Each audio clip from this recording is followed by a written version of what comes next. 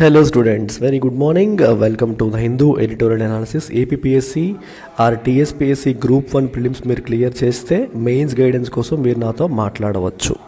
So ఈ నెంబర్కి మీరు కాంటాక్ట్ చేసి ఈ అవకాశాన్ని యూజ్ చేసుకోండి. ఏమైనా డౌట్స్ ఉంటే క్లియర్ చేసుకోండి.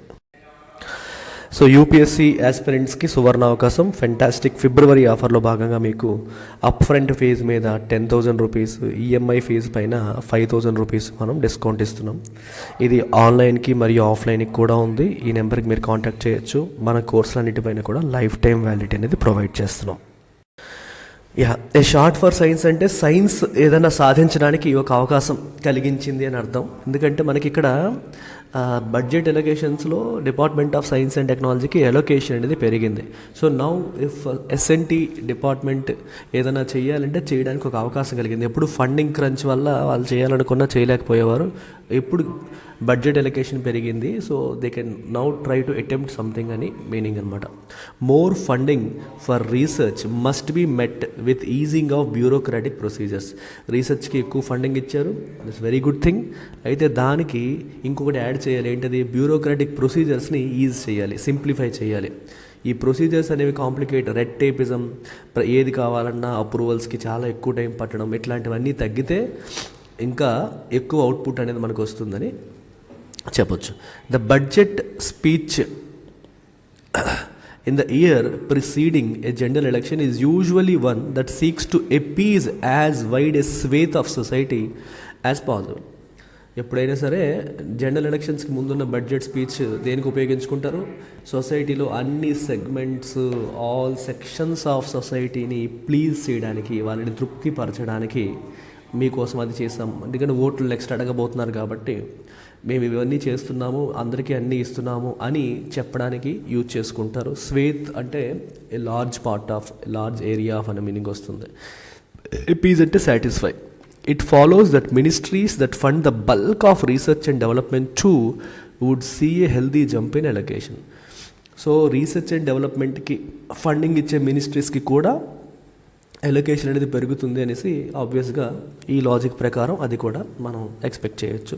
The ministry of science and technology has received an allocation of 16,361.42 crores this year. On paper an impressive 15% increase from the previous estimate. Last ఇయర్తో పోలిస్తే 15% increase, which is a very positive sign. అయితే however between 21-22 and 22-23 the ministry had seen a 3.9% decrease. ఈ 2 సంవత్సరాల్లో ministry allocation 3.9% తగ్గిందంట. The bulk of the hike has gone to the department of science and technology. దీంట్లో science and technology డిపార్ట్మెంట్కే majority వెళ్ళింది. Up 32.1% from last ఇయర్తో పోలిస్తే 32.1% ఎక్కువ. It was 2683.86 crore for department of biotechnology డిపార్ట్మెంట్కి ఎంత వెళ్ళింది?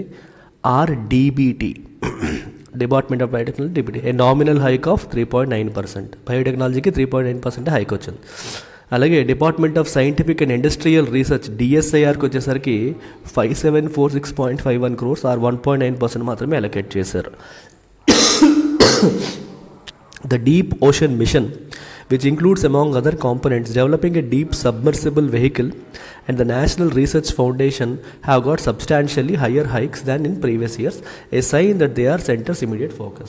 So Deep Ocean Mission ki అలాగే నేషనల్ రీసెర్చ్ ఫౌండేషన్కి కూడా హయ్యర్ ఎలొకేషన్స్ అనేవి వచ్చాయి. లాస్ట్ ఇయర్తో పోలిస్తే హైక్స్ వచ్చాయి. దీని అర్థం ఏంటి? సెంటర్ ఇమీడియట్గా వాటి మీద ఫోకస్ చేస్తుంది, ఇమీడియట్ ఫోకస్లో ఉన్నాయి అని దాని అర్థం అనమాట. వీటికి కూడా మంచిగా ఎలొకేషన్స్ అనేవి బాగున్నాయని చెప్పి మనం చెప్పొచ్చు. సో డీప్ ఓషన్ మిషన్లో చూడండి చాలా కాంపోనెంట్స్ ఉన్నాయి. అందులో ఒక కాంపోనెంట్ ఏంటంటే డెవలపింగ్ ఏ deep submersible vehicle. Deep submersible అంటే పూర్తిగా నీటిలో మునిగిపోయి ట్రావెల్ చేస్తుంటే సబ్మరైన్ టైప్ వెహికల్ తయారు చేయడం కూడా డీప్ ఓషన్ మిషన్లో రెస్పాన్సిబిలిటీస్లో, గోల్స్లో ఒకటి. There were multiple references in the budget speech for investing in dedicated centres for excellence centres for excellence in artificial intelligence research చెప్పారు. నిన్న కూడా నేను బడ్జెట్ అనాలిసిస్లో చెప్పాను.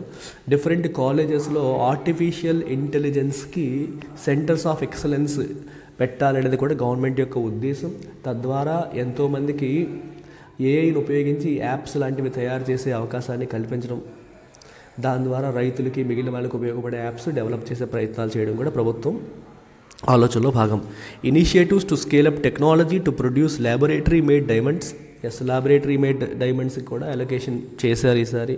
అంటే విదేశాల నుంచి మనం డైమండ్స్ డిపెండెన్స్ అనేది తగ్గించుకోవాలి. సో ల్యాబ్లోనే home grown laboratory grown diamonds తయారు చేసుకోవడానికి దాని రీసెర్చ్ కూడా ఎనఫ్ ఫండింగ్ అనేది గవర్నమెంట్ ఇచ్చింది. And centre for research in sickle cell anaemia కోసం సెంటర్ ఫర్ రీసెర్చ్ దాని రీసెర్చ్ కోసం కూడా ఫండ్స్ అలొకేట్ చేయడం అనేది జరిగిందనమాట.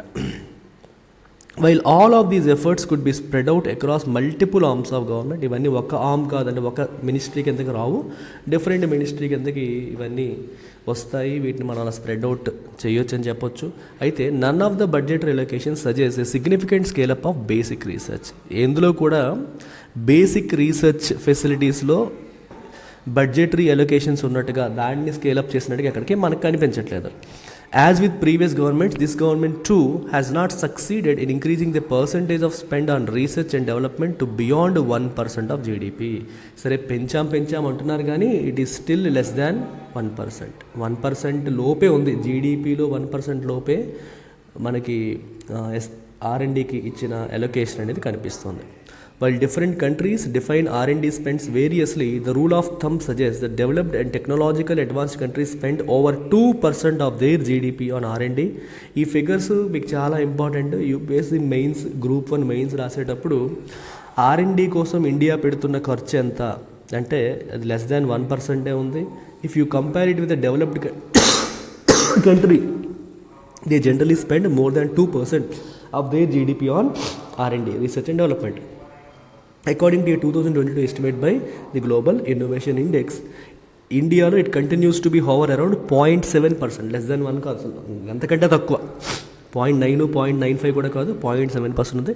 Despite being among the world's largest producers of scientific literature. మన వైపు లిటరేచర్ ఎక్కువ వస్తుంది, అంటే పిహెచ్డీలు థీసిస్లు ఇవన్నీ ఎక్కువ వస్తున్నాయి. కానీ R&Dకి ఇన్వెస్ట్మెంట్ అలొకేషన్ మాత్రం చాలా తక్కువ ఉంటుంది. 0.7% ఆఫ్ జీడిపి మాత్రమే ఉంది. అదే డెవలప్డ్ కంట్రీస్లో మీరు తీసుకుంటే ఎంత ఉందమ్మా? డెవలప్డ్ కంట్రీస్లో 2% పైన ఉంది. సో ఇలాంటి పాయింట్స్ మీరు నోట్ చేసుకోవాలి చదివేటప్పుడే. While funds are not the only challenge to research and development in India, the lack of significant rises across department shows that absorptive capacity of scientific institution in the country is limited. So బేసిక్గా ఇక్కడ ఏం జరుగుతుందంటే డిపార్ట్మెంట్స్ని పెంచలేదు, lack of significant rises across departments.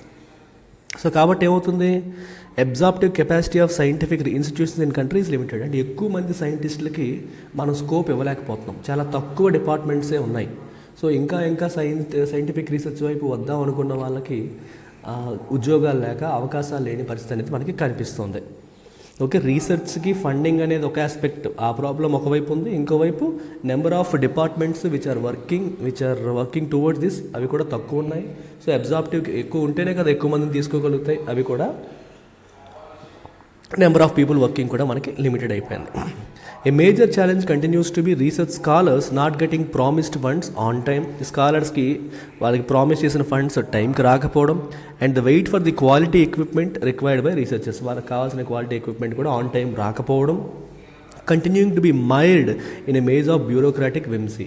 సమస్య ఏంటంటే ఈ bureaucrats approval రాలేదు, ఆ డిపార్ట్మెంట్లో రాలేదు, ఈ డిపార్ట్మెంట్లో రాలేదు, అక్కడ లేదు, ఇక్కడ లేదు అని చెప్పేసి ఈ మైర్ అంటే అందులో ఇరుక్కుపోవడం, ఇబ్బందులు పడడం, మైర్డ్ ఇన్ కాంట్రవర్సీలు ఇరుక్కున్నారు ఇలా అంటారు.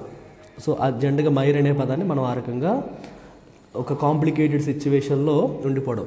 సో జెండగా ఏంటంటే కాజ్ టు బి, మీకు ఏదైనా నడుస్తున్నప్పుడు బురదలో కాలు ఇరుక్కుపోయి అనుకోండి, అలాంటప్పుడు కూడా మైర్ అనే పదాన్ని మనం వాడతాం.